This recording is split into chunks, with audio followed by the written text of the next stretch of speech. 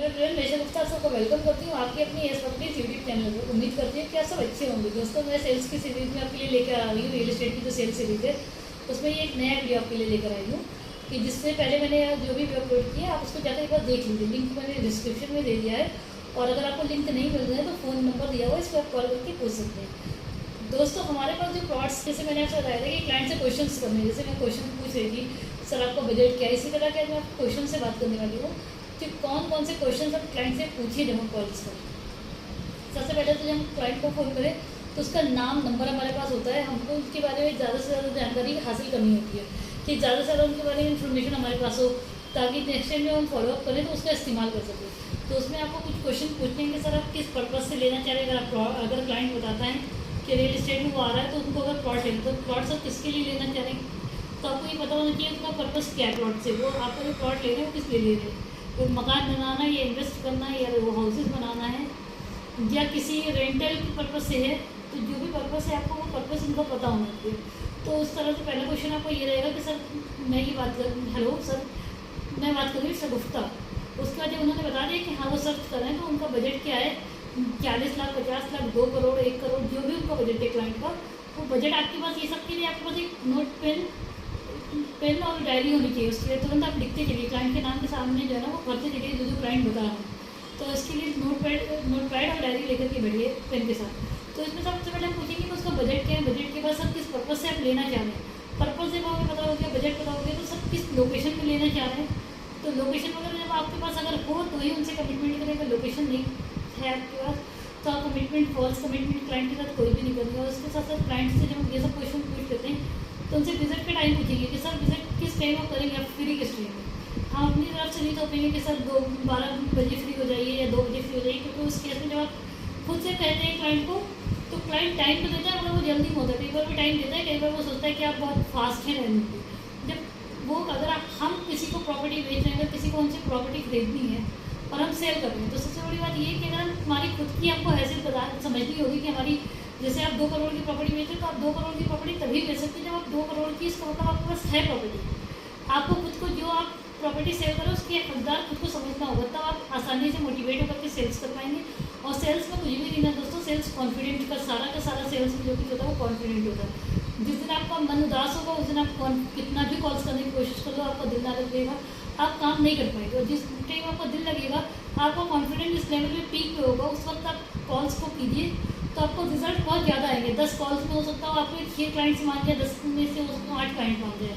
और जिस दिन आपका मन उदास है या आपका किसी तरफ से आप मेंटली प्रेशर में है या आपका कॉन्फिडेंट लो है, उस दिन आपकी 10 में शायद एक ही विजिट है।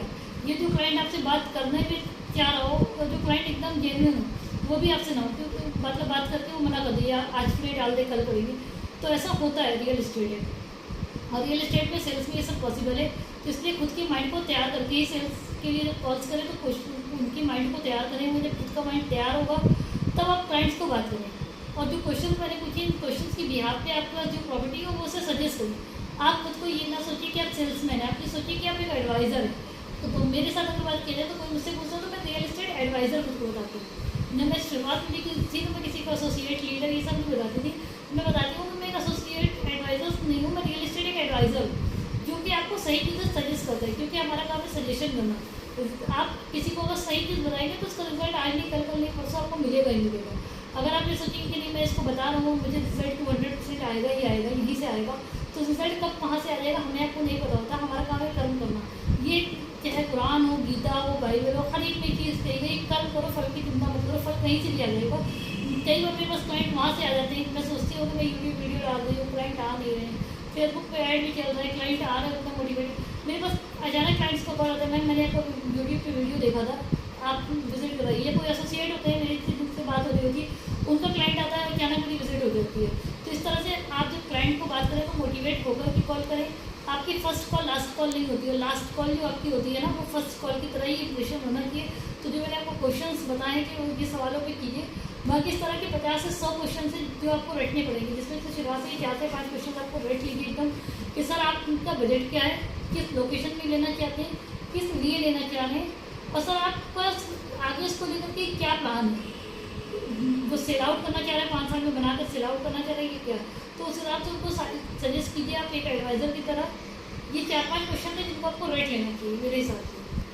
अब मैं एक छोटा सा एग्जाम्पल आपको एक छोटी सी स्टोरी से शेयर करूँगी कि आपको दिल्ली वाली पुरानी स्टोरी है, उसी स्टोरी के साथ मैं आपको शेयर कर रही हूँ कि अगर आपको पता है कि आपको दिल्ली जाना है, आप बस के लिए या ट्रेन के लिए या फ्लाइट के लिए आप जाते हैं, तो आप टिकट के लिए जब जाते हैं ऑनलाइन बुक करते हैं तो वो आपसे पूछता है ना कि आपको कहाँ जाना है, तो वो आपको लोकेशन मैप दिखाता है। लोकेशन मैप की तरह से आपके पास आपका रियल एस्टेट का चार्ट होता है कि रियल एस्टेट में आपको जो साइड है उसमें कहाँ पे प्लॉट कितने अवेलेबल है ये आपके पास होगा। उसी की तरह से आपको उसमें एक अमाउंट दिखाता है कि इतना अमाउंट लगेगा। तो आप उसमें एसी भी होता है, फर्स्ट क्लास होता है, सेकंड क्लास, जनरल, सब तरह के होते हैं। तो जो आपका बजट अफोर्ड करता है, जिस बजट में आप लेना चाहते हैं आप उसी बजट में बुक करते हैं ना। तो उसी तरह से अगर बात किया जाए जब कोई प्लॉट, फ्लैट या हाउसेस लेने आता है तो आपके पास लो से लो क्वालिटी और हाई क्वालिटी तक के प्रोडक्ट होने चाहिए मार्केट में। क्योंकि जब कोई आता है क्लाइंट तो सबके बजट के अकॉर्डिंग आपके पास चीज़ें अगर होंगी तो क्लाइंट आसानी से आपको क्लोज होगी। जब क्लाइंट आसानी से क्लोज होगी तो आप मोटिवेट होगे, और मोटिवेट हो जाओगे तो आगे आप सेल और तेज़ी से निकलेगी। ठीक है, तो अगर आप लखनऊ में हैं और अगर लखनऊ में आपको शानदार प्रोजेक्ट की तलाश करें और आप हमारे साथ जुड़ करके काम करना चाह रहे हैं या हमसे प्रोजेक्ट लेना चाह रहे हैं, तो हमारे पास लखनऊ में आटो हाईवे पर 20 प्रोजेक्ट पर अभी लखनऊ में येस प्रॉपर्टीज काम करें। अगर इससे संबंधित आपको लखनऊ में किसी भी तरह से रियल एस्टेट संबंधित कोई भी जानकारी चाहिए हो तो आप हमारे दिए हुए नंबर पर संपर्क कर सकते हैं। बाकी वीडियोस को मिनी कोर्स की तरह से लीजिए, वीडियो को लाइक शेयर सब्सक्राइब कीजिए, ज़्यादा से ज़्यादा लोगों तक बताइए, क्योंकि ये मिनी कोर्स है रियल एस्टेट का जो कि मैं अपनी भाषा में अपने हिसाब से आपको शेयर कर रही हूँ। जो मैंने अपने टीचरों से सीखा, जो मैंने रियल एस्टेट में सीखा है वो चीज़ें मैं लाइव आपको नॉलेज दे रही हूँ। तो इसको वीडियोज़ के माध्यम से छोटी छोटी वीडियोज़ में है, इसको आप देखिए। बाकी अगर रियल एस्टेट से संबंधित किसी भी तरह की कोई भी बात कर रहे हो तो मेरा नंबर दिया हुआ है वीडियो में, आप उससे संपर्क कर सकते हैं। Thank you so much.